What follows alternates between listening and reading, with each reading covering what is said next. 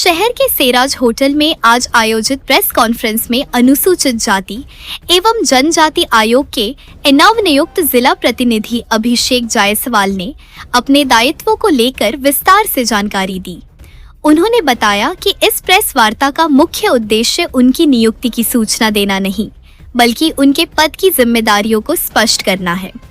अभिषेक जायसवाल ने कहा कि आयोग द्वारा उन्हें जो दायित्व सौंपा गया है उसका मुख्य लक्ष्य SC/ST वर्ग के लोगों की समस्याओं को सुनना और उन्हें आयोग तक पहुंचाना है। उन्होंने स्पष्ट किया कि उनका कार्य किसी तरह का व्यक्तिगत लाभ या काम करवाना नहीं, बल्कि पीड़ितों की आवाज को सही मंच तक पहुंचाना और न्याय दिलाने की प्रक्रिया को मजबूत करना है। उन्होंने बताया कि यदि किसी व्यक्ति के साथ अन्याय, उत्पीड़न या प्रशासनिक स्तर पर अनदेखी होती है तो वह उनसे संपर्क कर सकता है। उनका दायित्व है कि वे हर शिकायत को गंभीरता से लें और उसे संबंधित अधिकारियों व आयोग तक पहुंचाकर उचित कार्रवाई सुनिश्चित कराएं। अभिषेक जायसवाल ने यह भी कहा कि आयोग का स्पष्ट निर्देश है कि SC/ST वर्ग के लोगों के साथ किसी भी प्रकार का अन्याय बर्दाश्त नहीं किया जाएगा। साथ ही उन्होंने यह भी स्पष्ट किया कि यदि कोई व्यक्ति आयोग के नाम का गलत इस्तेमाल करता है या नियमों का दुरुपयोग करता है तो उस पर भी सख्त कार्रवाई की जाएगी। प्रेस कॉन्फ्रेंस के दौरान उन्होंने जोर देकर कहा कि वे निष्पक्ष रूप से अपने दायित्वों का पालन करेंगे, न तो किसी के साथ गलत होने देंगे और न ही किसी को गलत करने देंगे। उनका उद्देश्य केवल न्याय व्यवस्था को मजबूत करना और पीड़ितों को सही दिशा में मदद दिलाना है। सारे अपने बंधुओं भाइयों को बुलाया था और उसमें मैं अभिषेक जायसवाल, हमारी जो अनुसूचित जाति एवं जनजाति आयोग में नियुक्ति हुई है एज ए जिला प्रतिनिधि, उसके विषय में सारे पत्रकार बंधुओं को सूचित करने के लिए ये कॉन्फ्रेंस रखा गया था और उनसे बताने के लिए ये कॉन्फ्रेंस किया गया था कि SC/ST वर्ग के किसी भी व्यक्ति को, किसी भी लोग को अगर कोई भी समस्या होती है तो वो हमसे बेझिझक यहाँ पे सूचना दे के हमसे मिल सकते हैं और बाकी सारे चीजें जो भी उनको तकलीफ, जो भी दिक्कत, जो भी चीजें अगर उनकी सुनवाई नहीं हो रही है या फिर उनको किसी से पीड़ा है, प्रताड़ित किया जा रहा है, अगर प्रशासन उनकी नहीं सुन रही है या उनको कहीं से दबाया जा रहा है,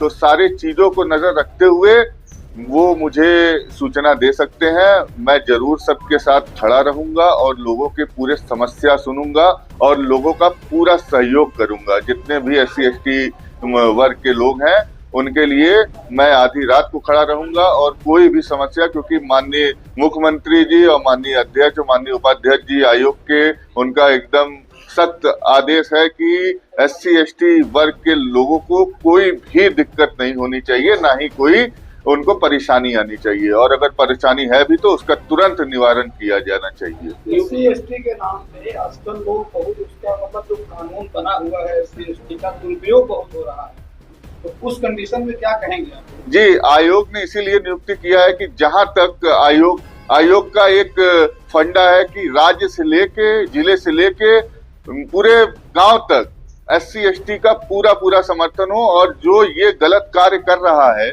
और जो उसका फायदा उठा रहा है या उनको दबाने का कोशिश कर रहा है, ये इस पे रोक लगाया जाए। इसीलिए आयोग ने ये नियुक्ति और इस पद पे मुझे बैठाया है कि कोई भी समस्या हो वो आयोग तक मैं पहुंचाऊं और लोगों का समस्या का समाधान करूं।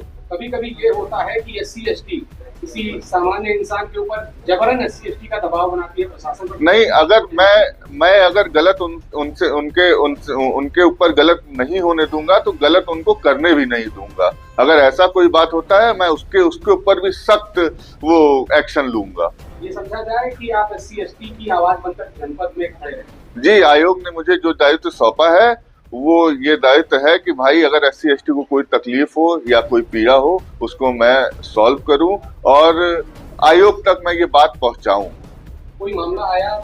जी, अभी हमारे बगल में ही ज्ञानपुर पीपर गांव में एक जयसलाल सरोज करके थे, वो एक प्रधान के द्वार पर झुलस के वो खत्म हो गए थे, तो उसी के सिलसिले में मुझे भाई आयोग के द्वारा भेजा गया वहां पे। तो उनको क्या क्या सेवाएं मिल रहे हैं, क्या क्या उनको लाभ है। अब भाई जो खत्म हो गया उसके लिए तो सरकार कुछ कर नहीं सकता है, लेकिन उनको जितने अच्छे से अच्छा सहयोग, जितना अच्छा से अच्छा, जैसे वहां पे उपस्थित एसडीएम भी आए थे, हमारे सर्किल ऑफिसर सीओ भी आए थे, कोतवाल भी आए थे, और जितने भी उस क्षेत्र के क्या कहते हैं कि दरोगा हैं वो भी आए थे, बाकी सिपाही लोग भी थे, बाकी सारे प्रोटोकॉल थे। तो उसमें ये हुआ कि भाई उनको जो जो सुविधाएं हैं, जैसे उनको मानदेय में उनको लमसम 8.25 लाख का सरकार ने उनको सहायता किया।